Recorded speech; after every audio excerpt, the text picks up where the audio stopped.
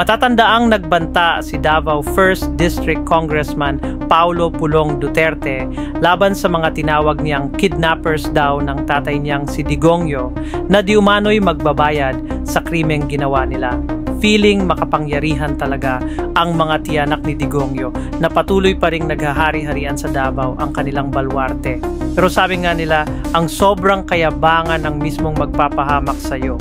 Kasi yung mga ganyang klaseng rhetoric, fake news at pagbabanta ng mga anak ni Digongyo, yan mismo ang nagpalubog sa kanya sa ICC. Matatandaang sa desisyon ng mga ICC judges kung saan ni-reject nila ang interim release request ng mga highly paid lawyers ni Digongyo, binanggit nila bilang dahilan ang mga fake news at kayabangan mismo ni VP Sara Duterte at ng buong pamilya nila. Pero tila walang pinagkatandaan si Pulong. Lumaking basagulero, bastos at saksakan ng yabang. Malamang nagmana sa antisocial narcissistic personality disorder ng kanyang ama na si Digongyo. Isang di umano'y mahilig sa mga pokpok o mga batang pariwara. Ito ay ayon mismo sa isang bugaw na suki niya.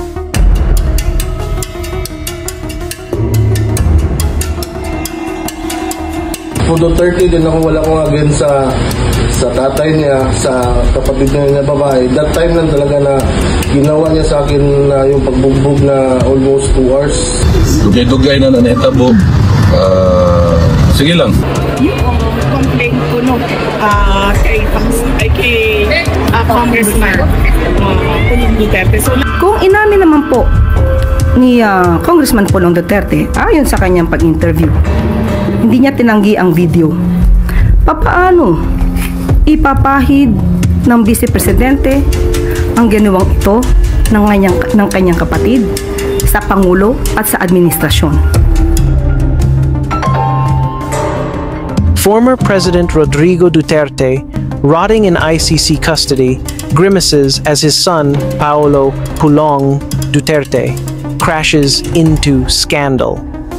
CCTV nails Pulong, running for Davao City's 1st District Congressman, intimidating, harassing, headbutting, and allegedly brandishing a knife against constituent Kristen John Moreno Patria in a drunken brawl at a posh Barangay Obrero bar on February 23, 2025. The viral video, exposing Pulong's power-mad meltdown, has Duterte's DDS fanatics crying AI fake or smearing Patria, a self-admitted pimp who supplied prostitutes to Pulong's Chinese crew, including alleged drug lord Charlie Tan. Pulong's charged with attempted murder, grave threats, physical injuries, and human trafficking after a self-admitted pimp's complaint. Di ba, alam naman natin lahat na yung Davao, hawak, hindi naman sa hawak, sa kanila yung ano.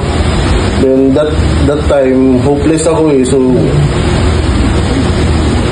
yung ano ko lang, kaya sa DOJ na lang ako lumapit. Opo. Kaya kasi kung sa Davao ako lumapit, baka mamali yung tao na malapitan ko ba, baka maano agad sa kanya.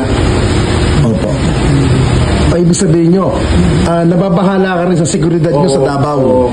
Kasi syempre nga, mayor yung kapatid, siya congressman doon, tapos vice president, at lehitimong taga doon sila.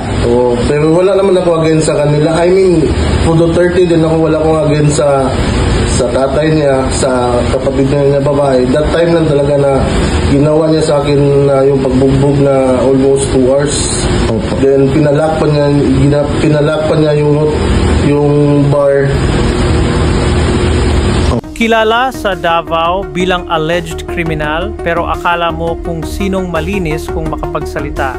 At dahil sa panibago niyang pagbabanta, may mensahe para sa kanya si attorney Cristina Conti, Assistant to Counsel ng International Criminal Court, ICC. Panoorin. Teka muna pala, attorney. Makunan ko na rin ho kayo ng reaksyon dun ho sa banta ni Congressman Duterte, Congressman Pulong. Nababalikan ang mga tao? Mm-hmm. Nako, yan ang isa pang salita or statement na posibleng referan ng ICC.